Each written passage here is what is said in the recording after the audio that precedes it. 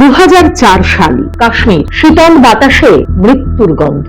শোপিয়ান জেলা জুড়ে তখন হিজবুল মুজাহিদিনের ত্রাস। কিন্তু এই অন্ধকার পাহাড়ের দিকে এগোচ্ছেন একজন সেনা অফিসার, একজন প্যারা কমান্ডো। তার নাম মেজর মোহিত শর্মা। কমান্ড এলো শোপিয়ানে হিজবুলের ভিতরে ঢুকে তাদের পরিকল্পনা ফাঁস করতে হবে। দায়িত্ব নিলেন মোহিত। তিনি রাতারাতি পাল্টে ফেললেন তার পরিচয়, মুছে ফেললেন সেনার সমস্ত চিহ্ন।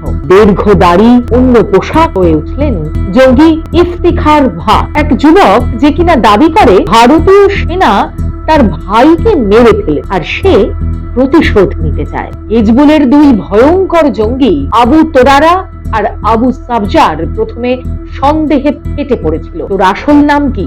তুই কোথাকার? কেন আমাদের দলে আসতে চাস? প্রতিবার শান্ত গলায় উত্তরে বলতেন মোহিত, বিশ্বাস না হলে গুলি করো।